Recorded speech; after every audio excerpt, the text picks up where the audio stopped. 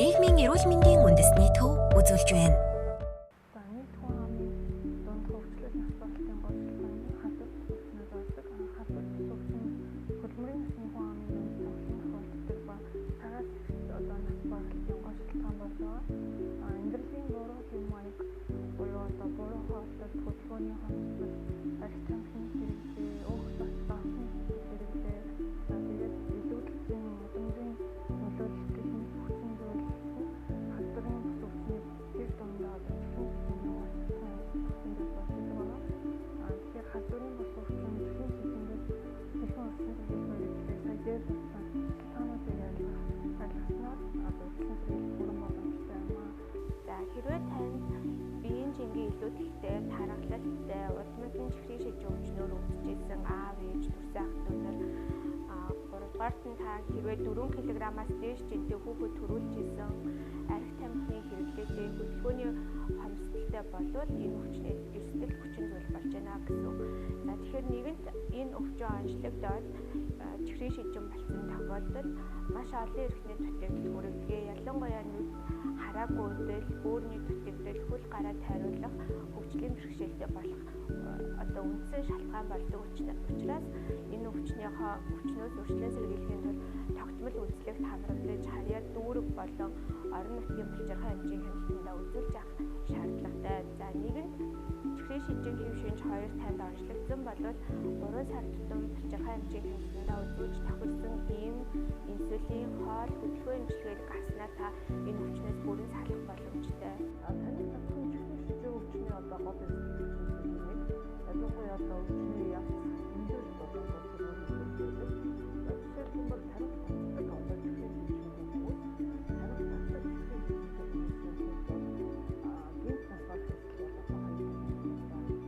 За ер нь тарих татсан одоо чихрийн шижингийн явцад яг нэг нойр бичрaan ялгаж байгаа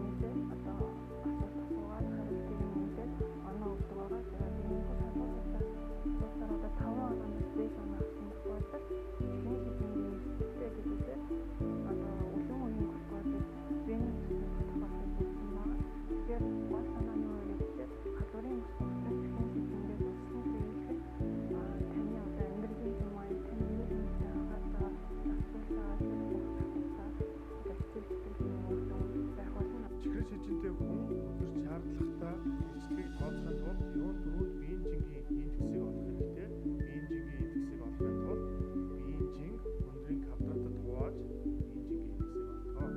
За дараа нь хөдөлгөөний идэвхтэй зэргийг өөрчлөх хэрэгтэй. Хөдөлгөөний идэвхтэй зэргийг тухайн үйлчлэгч ямар ажил хэрэгжил өдөрт ямар хөдөлгөөн зарцуулдаг гэдгээс хамааран хөдөлгөөний идэвхтэй зэрэг их бага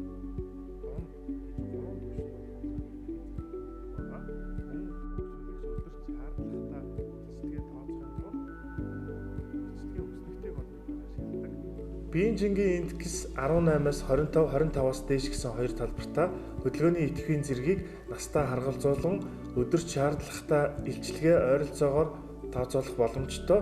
Хэрвээ таны нас хүснэгтэд байхгүй бол хамгийн бага насны мөрийг сонгон тооцоолно.